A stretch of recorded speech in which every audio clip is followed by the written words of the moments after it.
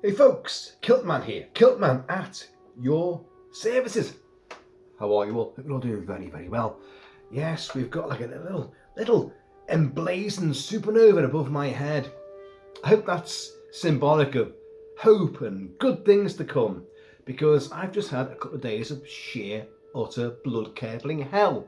Mrs. Kilt-Man brought in the plague to Kilt Mansion, albeit unwittingly so, and she had sneeze and a cough, and she never gets ill, so I was aware of this. I thought, sneeze and a cough, are you alright? Oh, I'm fine, yeah, I'm fine. Sneezy, coughy, went on for a good couple of days. That was over the weekend just gone. By Monday, it had pretty much gone. It had gone to me, meant to me. And then on Tuesday, I did my video on the NECA American Welfare London figure, which you can probably see behind me right here, right now. The figure which I impromptuly snapped the head off. Yes. You want to watch a 55-year-old man go ape shit over breaking a toy? Watch that video, because I did. And yeah, I've repaired it with the power of blue tack, because it has two heads and you won't be able to change the head. You can't super glue one on, because then you're kind of stuck with that one head, and it has another one. So blue tack, the temporary god, you know, of plastic toy nostalgia. And then I fell ill right after that video. I was bedridden for a day and a half, and oh my god, I felt awful, truly awful. And I know the thing is, a lot of people have been messaging me the last couple of days, and my phone was at the end of the bed. I was so weak I couldn't even reach down to it. And by the time I finally got around to it today, several hours earlier, it had gone dead. Recharged it, hundreds of messages, oh my god, on WhatsApp, on YouTube comments, and oh my god, on Messenger, and I have not got around to virtually anybody, I'll be honest. I'm so sorry about that, but it just anyway, so I'm still not feeling the full shilling as yet, but I did take myself out for a couple of whiskies, 6 whiskies maybe. My good friend Ian's out there. Ian gave me a lift home and gave me one of these as well. Cheers. He's the dead ringer for Pedro Pascal, and doesn't he know it as well? But cheers for that. So I thought, no, I'm going to come out, have a couple of whiskies and do a video. But what did I wake up to today? I woke up to the horrific, horribly tragic news about the air collision over the Potomac River, Washington DC. Yes, I'm sure you've heard all about it by now. I only came across it sort of midday, and news was still coming to terms with the whole thing. A civilian jet, domestic flight, is coming in to Ronald Reagan National Airport, Washington DC, and has a collision with, unbelievably, a US Army military Blackhawk helicopter right over the Potomac. We're going to talk about how all this came about and just what I know about it, but this should not have happened at all. In one of the most congested and most highly policed and organised airspaces in the world. It's Washington. The White House is not too far away. The Pentagon is just a couple of miles down the road. You know, the Potomac has military air flights running all the way through. Bolling Air Force Base, or what's it called now? Anacostia, whatever the hell you pronounce it. Like, it used to be just Bolling, now it's this bloody thing, and it's multiple wings of the military are based there. and they fly routinely these missions up and down the Potomac. Now, a lot of these air flights, these helicopter flights, they are used because they're flying in delegates and senators from around the US. They arrive somewhere under secret, services and all that, and then they get trafficked around via. They won't be sitting in the Blackhawk, but the Blackhawk pilots are the ones who are going to be flying these other helicopters into, restricted airspace, and they're going to Washington, they're going to the Senate, they're going to the White House. So these guys are all being trained up and down the Potomac all the time. And this particular Blackhawk flight was manned by just 3 men. Now, the normal crew of a Sikorsky UH-60 Blackhawk, it's 3 men: pilot, co-pilot, crew chief. That's it. They could be ferrying all sorts of people, troops, equipment, munitions, whatever. They could be doing all sorts, but no, it's 3 men going to be on board that ship. And so you had these, and everyone's going like, oh, because it was a training mission. So, oh my God, so the trainee was completely at fault. No. He wasn't a trainee. These people, they're highly experienced pilots, and they're doing training sorties all the time. You got to keep yourself getting your flight mileage in. You got to keep yourself in the air. So they're doing it all the time. It's nothing unusual, that. Plus, I mean, we don't know the facts yet. None of the facts have really come out yet. We don't know. Maybe the guy was being trained. Like, look, when you start flying these missions and you're ferrying people, these are the flight paths you're going to take, which they've done for the last 25 years, right?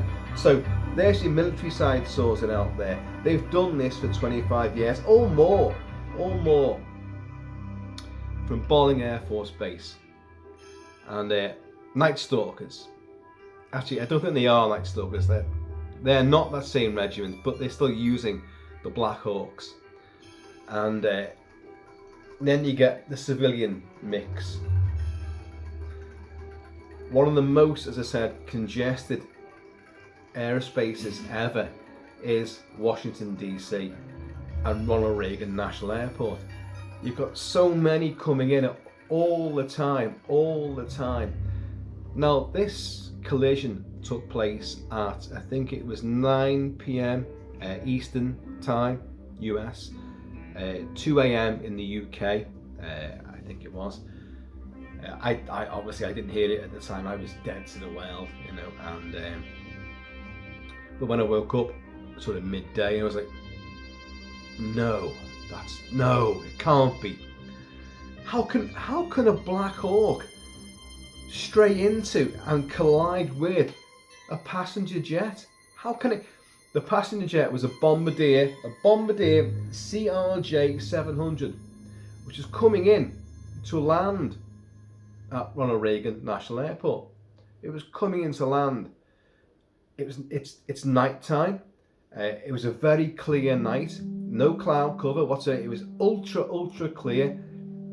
There was a bit of wind, but you're gonna get wind, but no meteorological conditions caused this. Nothing like that caused this. It's coming in, making its descent across the Potomac, and you've got the Black Hawk is coming up right towards it. At the last minute, well, sort of the last few minutes, air traffic control, Ronald Reagan, says to the passenger jet, look, you got to divert from the runway you were going to and go to this runway. It has I think it's got 3 runways, and you're going from that one to this one. That is not unusual. There's that amount of traffic coming in all the time that it happens a lot. This whole thing with a military helicopter and a civilian airliner is a daily occurrence all throughout the day, every single day of the year. So it's not unusual at all. So no, you're gonna have to move to this runway. So he has to do like an S curve he's got to climb and come back down to, like, I was going for that one, now I'm going to come back round and come back for that one. Everything's gone great. Suddenly you've got, you've got confluence. You've got a Blackhawk is heading straight towards this jetliner. Hang on. So you've got air traffic controller saying, look, you're heading right towards a civilian airliner. And they go, well, I can't see it. Well, look out your window. Can you see it? No answer, because by the time that command was given, can you see it? Boom! Hits it, and the two explode and crash into the Potomac, which was at that time was 1 degree centigrade, which is very cold. If you survive the actual collision and explosion, and then you plummet into those waters, you ain't gonna survive. Nobody has survived. They've written that, everybody. It's no longer a rescue. It's just a recovery mission now. It was 1 degree, the water. That's really, really cold. To be plummeted into that kind of water, it's cold. And today, this morning, apparently there was ice floating down the Potomac. So that's how cold it was. And at the last I saw, there was 64 people aboard the Bombardier civilian flight, and that includes 4 crew. They've pulled out today, as I watched from the afternoon onwards, when I finally dragged my carcass out of bed. It went from they've recovered 34 bodies to they recovered 28 bodies. What, did they lose some? Does someone not be able to count? That work out? I don't understand that. So they may have found everyone by now. I don't know. And the last I saw, they pulled out 1 body from the Blackhawk. They say the Blackhawk had 3 people on: pilot, co-pilot, crew chief. So everyone's dead. There's no one could have survived that water. They survived the crash, the collision. They're not going to survive the water. So, what the hell happened? Well, I saw President Trump's press conference, and wow, how incendiary could you possibly get? I liked some of what he said, and I despised other things he said. You should never turn this sort of thing, this kind of tragedy, into a political backstabbing event. But he did, and he swore as well. I know he's done it before, but it was like he did it. He approached it properly with like a moment's silence. It was about 15-20 seconds, but a minute silence-ish, for the family, relatives, all the people who passed away, and which is only the responsible thing to do. But he then went into lambasting Obama and Biden, understandably, but not the time or the place. I changed FAA rules, all this, diversity, equality and inclusion stuff. FAA suddenly under Biden, could bring in people who've got, psychological problems and behavioural issues, and they're from every multiple ethnic, minority. Some of them are dwarfs and all that. He said that's not the point, because they should be able to do their job. They should be geniuses. They should be brilliant. And you know what? He's not fucking wrong. If these people are in charge of keeping people alive several hundred feet, several thousand feet in the air, you want the best in the business. Doesn't matter what, as he said, doesn't matter what colour you are, doesn't matter what language you speak, so long as you can do that job. But I know what he was saying, I know what he was doing, but he did it in a political manner, which was the wrong time to have done it. But so that's the negative side, although there's definite good points to what he was saying. It's just the wrong time to say it. But the good side that he was saying is look, we're going to do an inquiry right now, an investigation into this right now, and you know damn well he'll do that.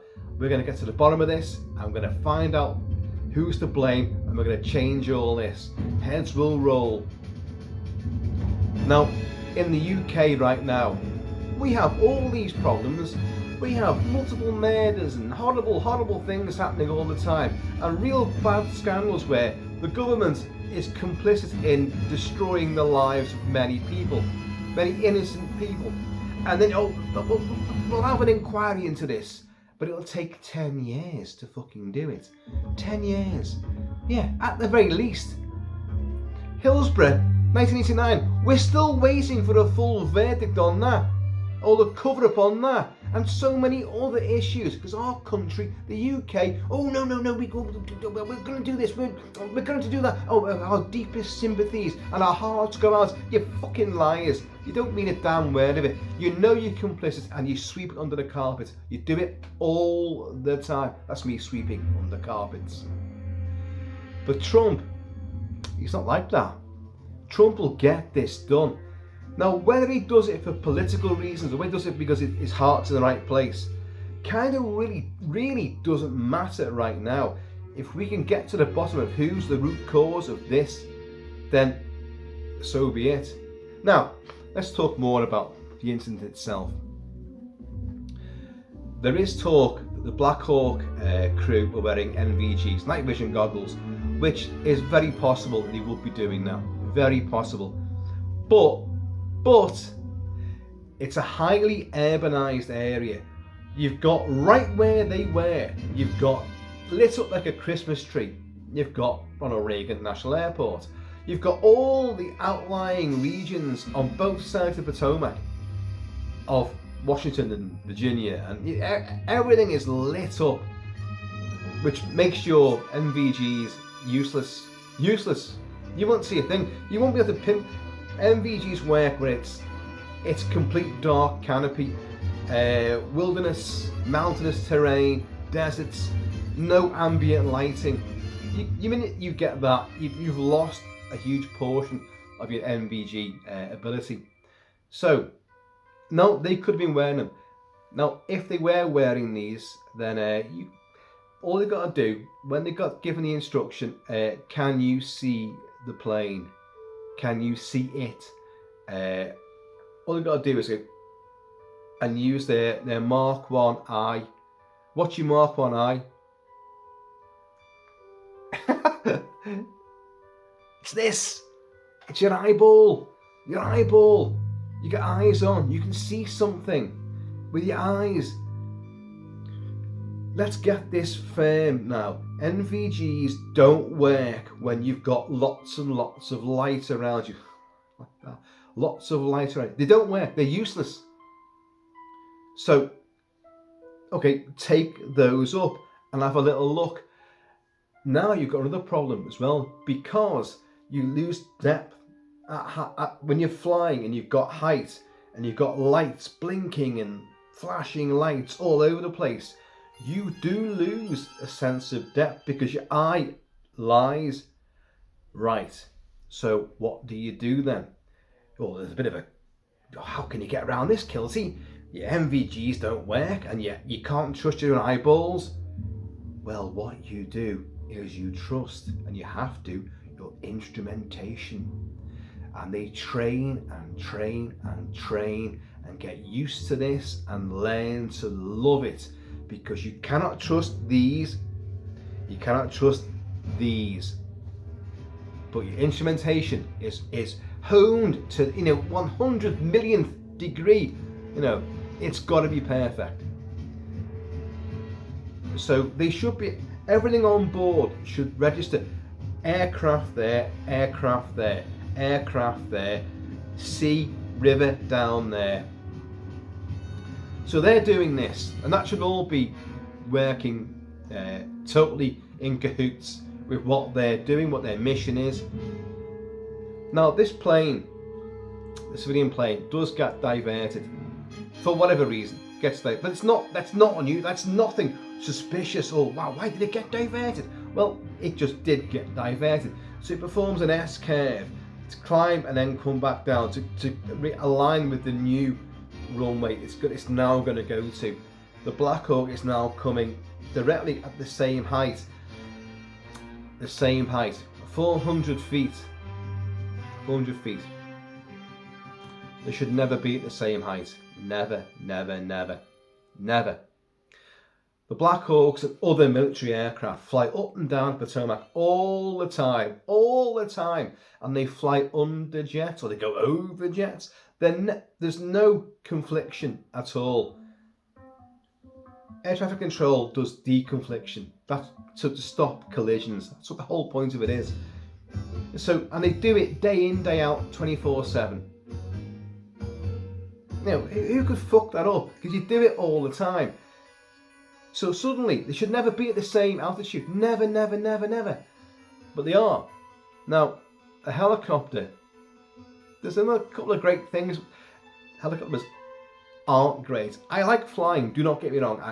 It's wrong to sit in a tin can and like blast yourself into the air, you know, because we haven't got wings. If God meant you to fly, you'd have given you wings. Or a really severe big boot up your arse, you know. But I like planes. I've flown many, many times. I've been in helicopters. I didn't like any of them. I hated them. In a helicopter, absolutely everything moves. The noise is deafening, maddeningly so. And every fucking thing, it's got to be taped and bolted down and tied down, including yourself, because everything rattles and moves. It's horrific. And no, they're not pleasant. But a helicopter can do this. It can go up, it can go down, and it can stop, and it can revolve, and it can just hover and move away, peel away. So you've got something coming towards you, or something in your flight path. You can stop, go under, go around. You can do it. In a helicopter, you can do it. In a big jet airliner, you can't do that. I know these airliners aren't that huge. They're just there's two-seater, you know, in the cockpit, and then 60. I think it's 60 to 70 people can sit in this particular model, and they're Canadian built, these things, and they've been all over the US for decades, I think, with no major issues, I don't think. So very stable, very reliable, until the Blackhawk plows into you. But so they shouldn't be at the same altitude at any time. In the huge air gap that you've got, they shouldn't be in the same altitude, flying in the same direction or a conflicting direction. Most military air flights that you have, and we have them in this country, in the UK, they fly them down the Thames all the time. They fly them down the bloody Mersey all the time as well. Well, what you get when military air flights are taking place, they clear a corridor. That's the way it works in the UK, and I'm sure it works in the US as well. But around a massively, hugely congested airspace like Ronald Reagan National Airport, it may be that you've got to compromise, and I'm sure like LAX as well does the same sort of thing. It probably works a bit differently, but it's just massively more a coherent and massively more intense air traffic control job. But in the UK, they clear air corridors, so like literally nothing's going to come flying through, and military jets and helicopters, they've got that space for, well, may only be like a few minutes, and then suddenly, you know, jets just slow down a bit, and then they come through again. It's all gone through.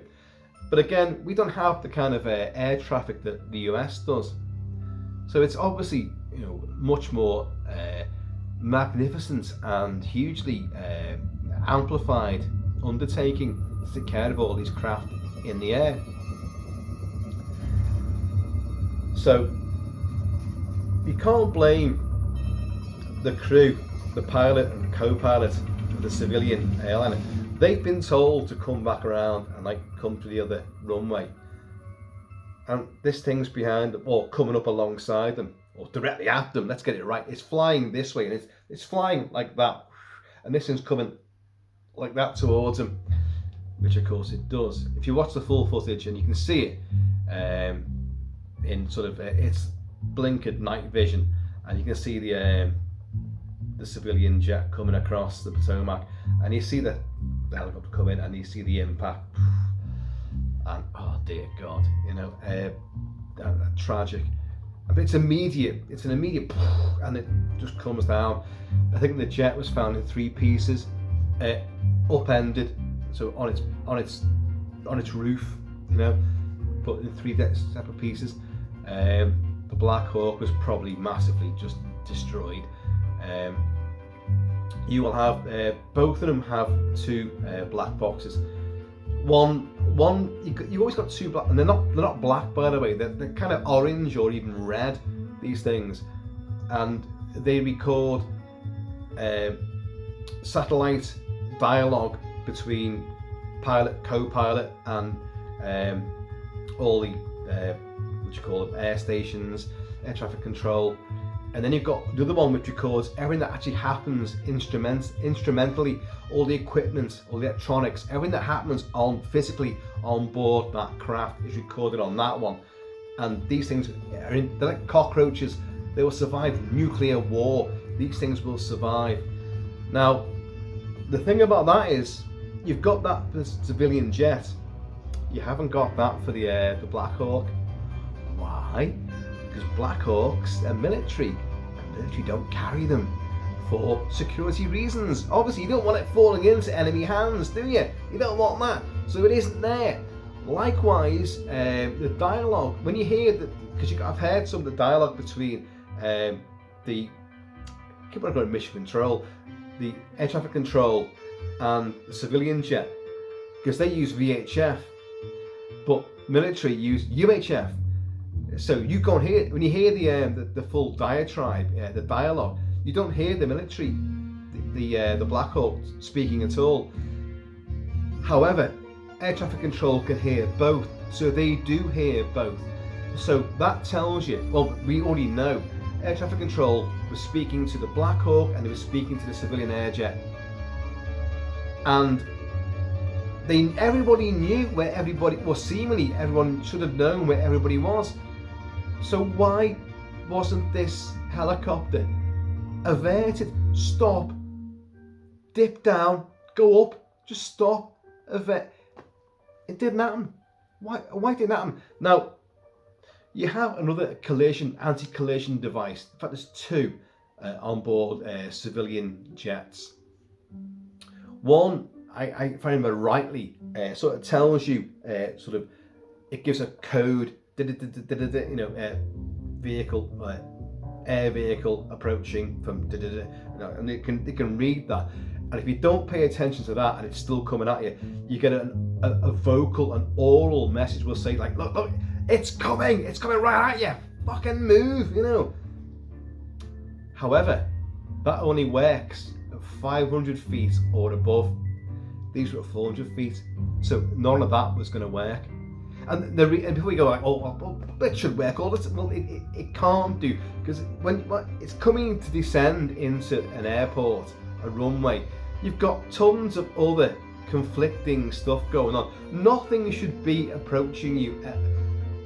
Well, nothing should be, but there was in this case.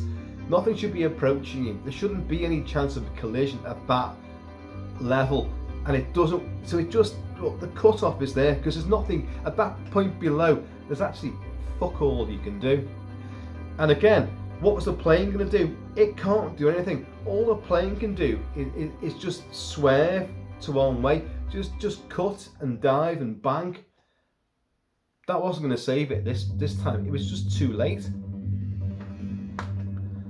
Now, I've heard already, you know, social media is rife with conspiracy theories. I mean, you're not surprised. I'd be surprised if it didn't happen, to be honest. I mean, there's one which is floating around right now that, oh my God, yeah.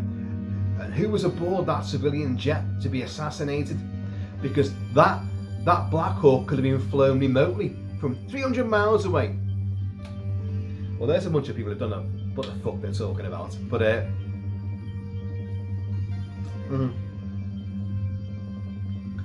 there were Russians on board that plane. There were.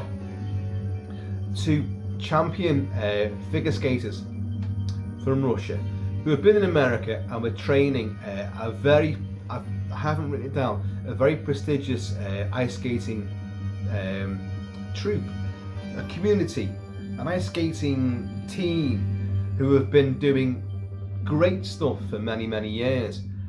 Now, those two champion figure skaters were killed, obviously, but also their two American proteges with their mums and dads on board that plane.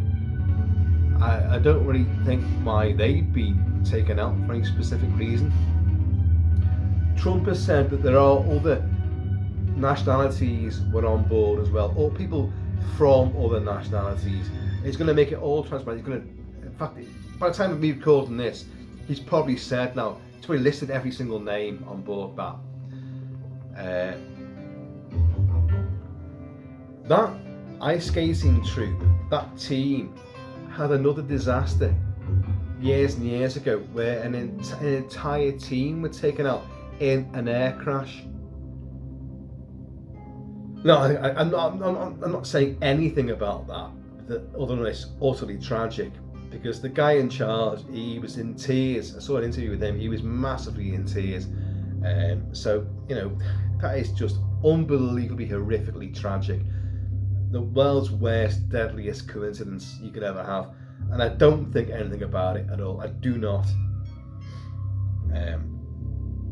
First, the Blackhawk was flown remotely. Well, they have confirmed that they pulled the body of a soldier out of the Blackhawk. What are they lying? Are they lying? I don't know. Everyone could lie. What do we ever know is really true? What we see on TV, what we hear, you don't know, do you? You just got to accept things sometimes. And there's definitely something wrong here. There is. I can't see. This can't simply be a tragic accident. It can't be. They're too well trained and too well rehearsed. Oh, but it was a training flight. No. It wasn't a beginner, flying that Blackhawk. It wasn't. These guys do it all the time. They've got millions of flight hours. They're not fucking idiots. And they do this all the time. Something went wrong. Someone somewhere allowed that Blackhawk to stay at the same altitude as a civilian jet, and the two have gone. Pull away! Can't you see it? Can't you see it? It's a common term. Look, as I said before, you've got your MVG. That's military. You've got your MVGs on. Then, by the way, you can look around them, but you've got to tilt your head and look, and look underneath to get some peripheral vision, which they do. But you just fucking take them off and then you can see again and put them back down again. Not common practice, but you don't. MVGs are used to say in deserts and jungles and in not low ambient light environments. That's the whole point of them. But not flying up and down the Potomac, with Washington and tons and tons of lights everywhere. It's just, that's useless. And again, it's not confirmed that they were actually using these. But even so, you've got your Mark 1, take them off and there again, as I said before, your depth perception, especially at night, and you've got blinking lights in front of you. Look at that, imagine that. You can't tell how far away that is from you, no matter how experienced you are. It's just a light somewhere, you can't see it. At night, you cannot see. In cloud cover, you cannot see. So it still doesn't work. It should never be the case, because they should have been below or above. They shouldn't be at the same fucking altitude and on a collision course. That should never happen.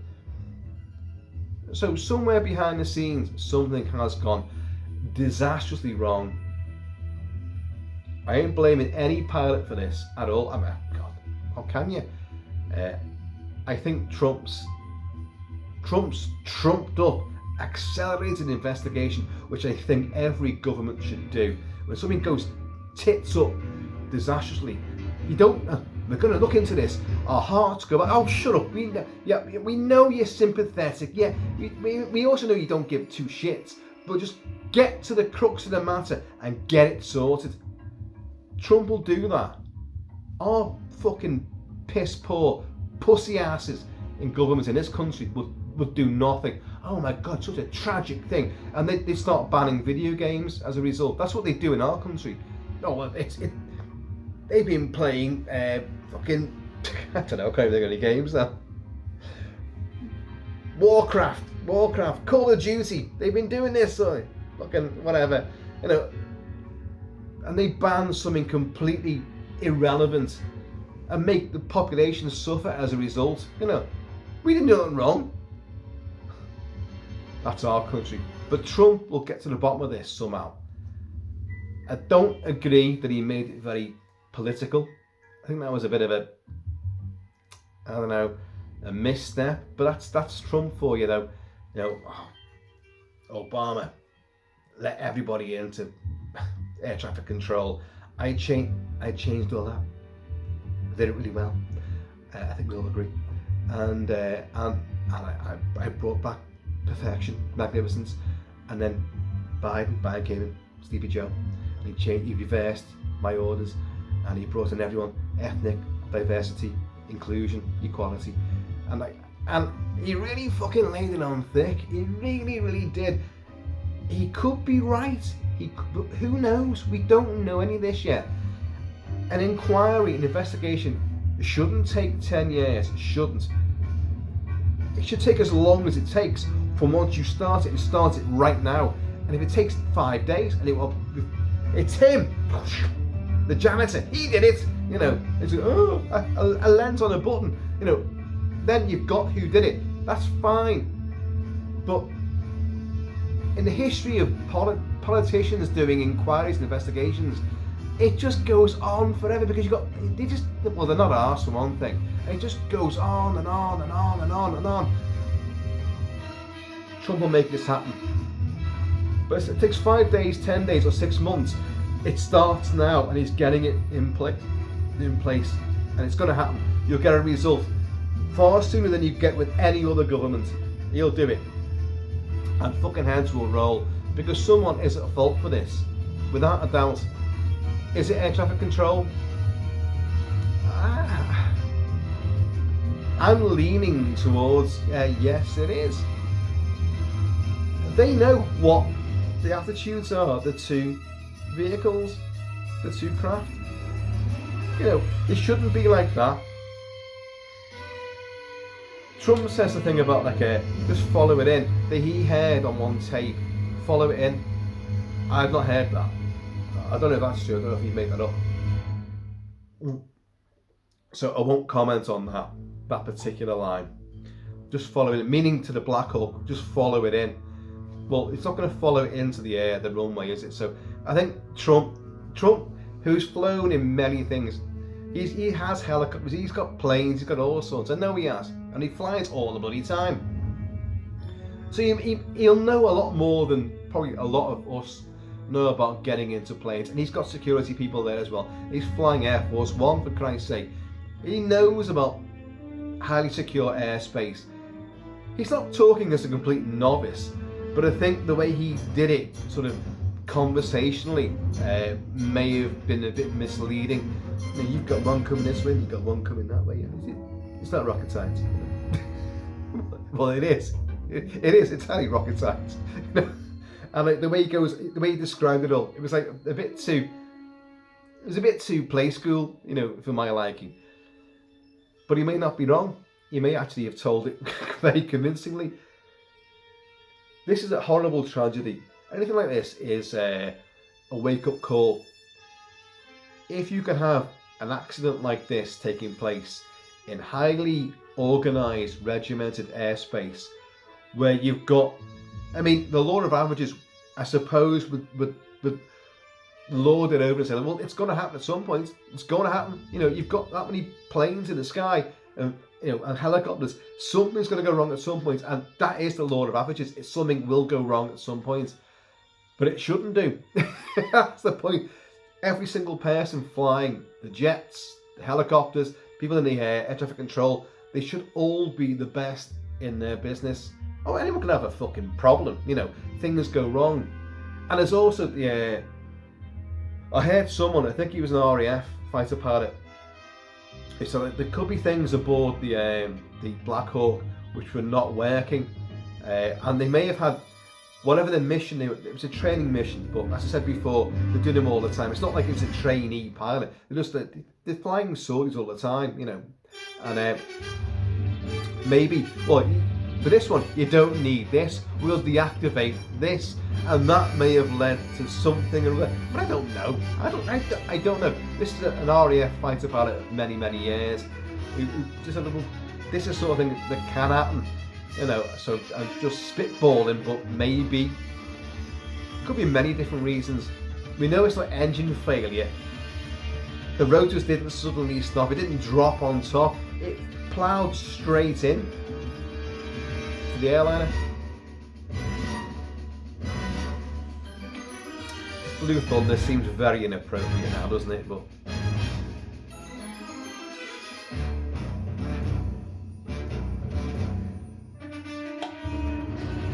yeah, lots of tragedy, which is now going to become immensely politicised, and it shouldn't.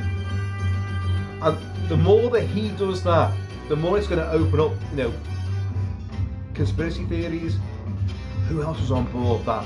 Has he done this on purpose to take out, you know, to pour more scorn on Biden? You know, Biden's almost at its grave, for fuck's sake. Who cares about Biden now? Who cared about him when he was in power? So, I don't know. Trump's got nothing to gain from this, I don't think, at all. Unless they do find out that someone in air traffic control did have behavioural issues, psychological problems, because the FAA, the Federal Aviation Authority, did put out, and I'm afraid it's true, they were actively seeking to employ people who had behavioural issues, mental issues, not their full quota of limbs, you know. They have all sorts of issues because they've got to fill their quota, you know, for diversity. What does it matter? I mean, okay, I'll be honest. I don't care if you've got 3 heads and tentacles. If you are brilliant at doing the job you're employed to do, then you're the man, thing, it for the job. But let's be honest now, and I don't want to be saying what I know I'm probably going to say. If you can't get your feet on the pedals, if you have a specialised chair, you've got little implants and things, and you're in charge of vehicles high up in the air, carrying hundreds and hundreds and thousands of living souls, I don't think you're up to the job. I don't. And Trump said this, and I genuinely agree with him. I do. You've got behavioural issues, you know, and the FAA were actively employing people like this, and oh no, they're just going to be working on the concourse or in the airport itself. No, that wasn't the case. They were actively employing them to work in air traffic control. What? Now, I'm not saying that anyone like that is behind all this, and I'm not. But I think that Trump's got a bloody good point there. He's made it a political weaponized point. But Christ, if you get on a plane, who would you want in charge of air traffic control? You want Spock, don't you? Spock! Or Scotty. You want someone who fucking knows what they're doing, has full capacity, all their limbage, you know, and can control and speak clearly and calm people down. Not going to go to fucking batshit craziness. I mean, think of airplane, you know, like I guess I picked the wrong thing to stop drinking, you know. Striker, striker, striker. Okay. Ah! You know, and, what can you make out of this? I can make a hat, a brooch, a pterodactyl, and that was there at air traffic control. Now you imagine that for real, and that's what Trump's going on about. If you've got a circus of freaks in there in that tower, then obviously bedlam will ensue. I'm not saying that at all. I would like to say that I think this is just one of those horribly tragic accidents, but this is not the sort of accident that should happen. If the helicopter or the plane had a fault and had dropped to the same altitude and they couldn't get away from each other, then it'd be more understandable. That's not the case. They were in communication up to the last few seconds and they knew what they were all doing. So how the hell could, I mean, you can't blame the plane, but the helicopter should have known. You can always say that, oh, maybe he was looking at the wrong plane. And I've heard this a few times. Maybe. They said, like, you know, can you see it? You know, have you got eyes on? Take your fucking goggles off and can you see the bloody plane? And he's looked out and gone like, oh yeah, because don't forget there are many other planes in the area, but they're above, or, well, they won't be below at that stage, but they're above, or they're coming in from a different angle. And he's gone like, yeah, I can see it. Oh, I'm flying that way, but I can see it over there. Ah! Where'd that one come from? Shouldn't happen. Shouldn't happen. They've all got apparatus. You shouldn't collide. Unless he's had a heart attack, you know, at the joystick. You know, it's just not going to happen.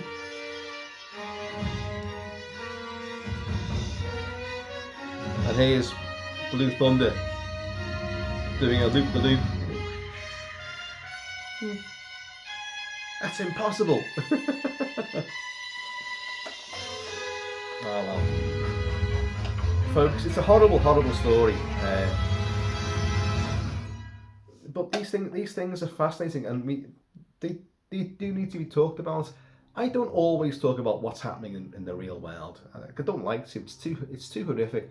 I like talking about werewolves and vampires and, you know, things like that. You know, I don't like talking about real people dying. But sadly, we're all going to get on a plane.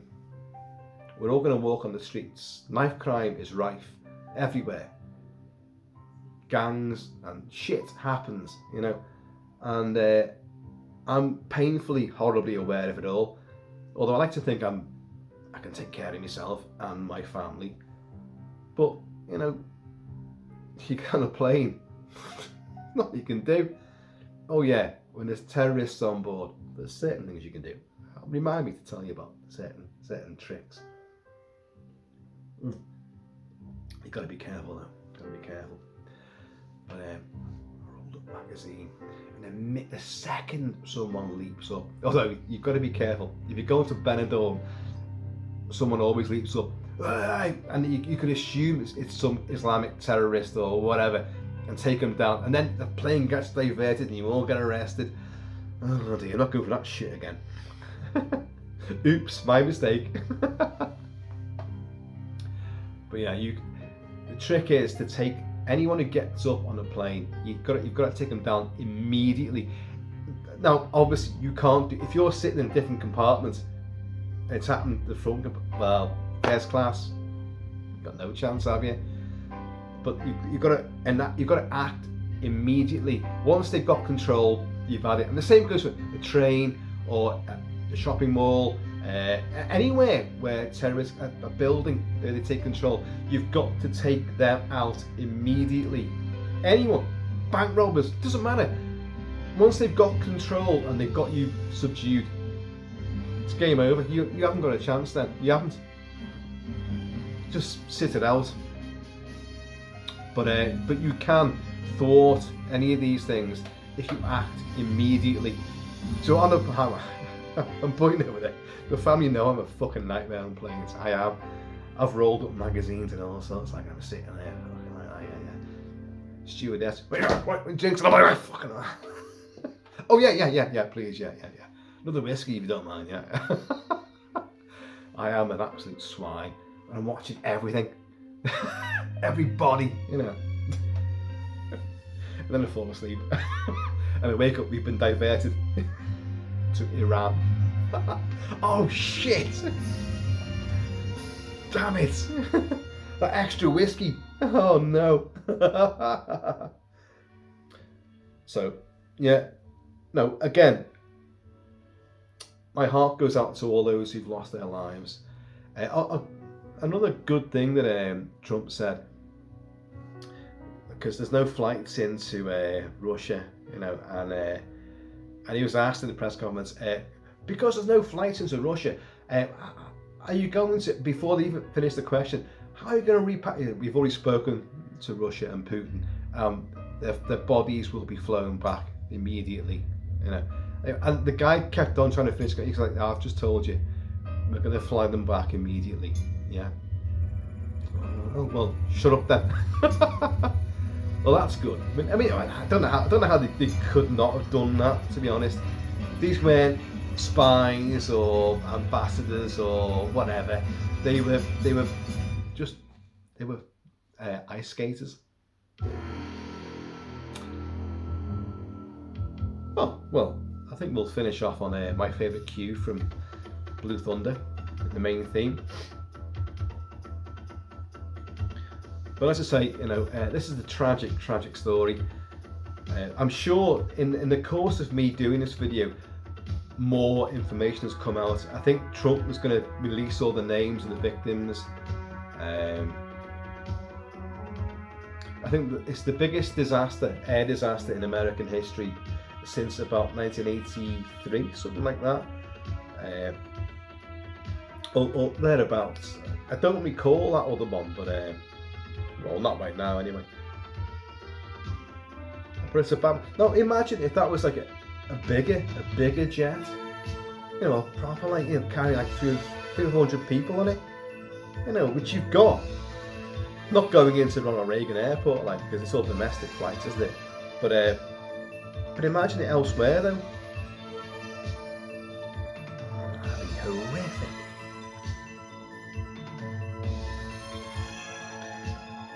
One of the early reports today, which I don't believe for a second, said that where it had gone down, it was only waist deep. The water of Potomac was waist deep. Waist deep. You had to fucking dive down to find the 3 chunks of the airliner. Waist deep. What bullshit's that? What idiots? And the one on BBC Radio Merseyside, the Potomac. Oh no, what's it? Yeah, what? Potomac, yeah, Potomac River. John Smith. Stop me if I said this at the start. I may have done. I forgot now. John Smith, who met Pocahontas. Real life people. And Pocahontas came to London as well, like, came over this side of the water, and he was surveying the Potomac, and the Algonquin name, Potomac is the English translation of the Algonquin name, and the Algonquin tribe had about 6 different names for it, for different parts of the Potomac, you know. One at the top by the falls was called, hooting geese or something like that, but their word for hooting geese. So it's got multiple names, but Potomac is the one. Cheers, y'all.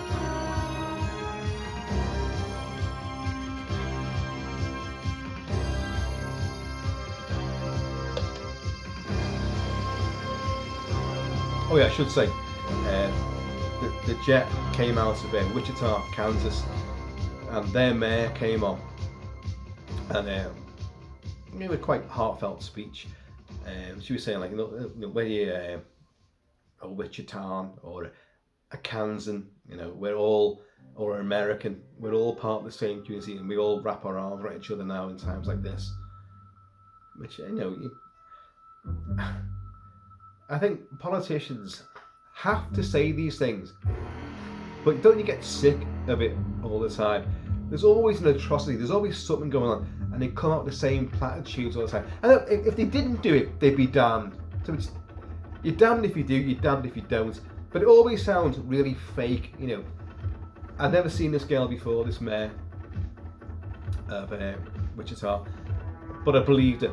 I thought like, no, because she said like it's a small community here, and she goes, everybody here will know someone or know someone that knows someone who was on that plane. So it's going to affect everybody, you know. And I believe it. I think, you know, that's heartfelt. It's always good to hear someone who genuinely means what they say. I'm not saying that Trump's one of those people, although he does mean what he says. He does. You can't deny that. He means what he says. And he fucking tries to get it done as well. And again, love him or loathe him, he will get things done. Whereas, again, I come back to the UK. They promise all sorts and deliver nothing. All they give you is the absolute opposite of what they promised. And then you get all these platitudes when something goes horribly wrong, and you're just like, oh, just fuck off. You don't live in our world. You don't live on our streets. You know nothing. You're ivory-towered bastards. Anyway. Folks, have been or shall be Kilt-Man. Please, in the meantime, if ever, like, let me get over this fucking illness in between time. Please keep it kilted, keep it Celtic, and I'm going to see you all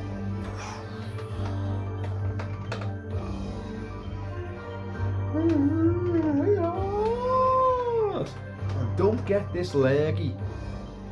If your Mrs. Kilt-Man in your Kilt mansion comes in with a sneeze and a cough, kick her out right away, because she's gonna fucking destroy the entire fucking residence with the evil pestilence and plague. Fucking hell.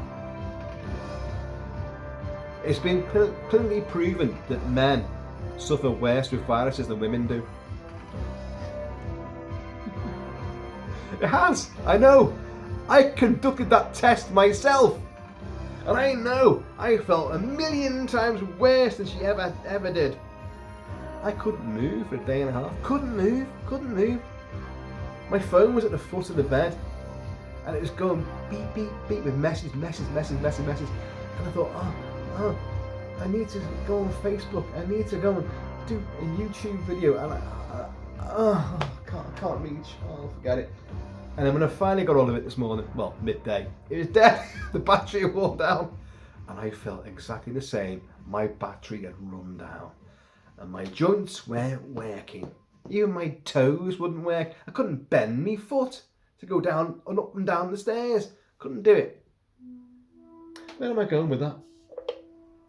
Just trying to finish this off. San Miguel. Yeah, it's okay. Egan. Pedro Pascal. Cheers, son.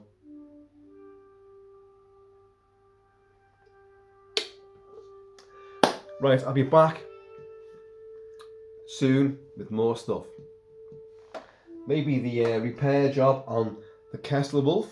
Maybe. I don't know. But stuff anyway. Interesting stuff. Hopefully there's no more disasters that ensue, because Christ almighty, you know, there's no end to the depravity and chaos in the world, is there? But if there was good stuff, we wouldn't talk about it, would we? Oh, and in other news, that's always you get on the news, right at the very end, the last 10 seconds, and in other news, so-and-so grew a huge award-winning marrow. And they're like, that, look at this. This cat is 99 years old and just gave birth to 115 kittens. Wow! Oh, meow! Good stuff is just condensed, because no one, people just go, that's like, so what? But bad stuff is like, oh, get you talking. And got me talking, didn't it? Right, I'm out of here. Ta-ra. Fly safely. It's still, statistically speaking, it's still the safest way to travel. It's a ridiculous way to travel, but it's still the safest way.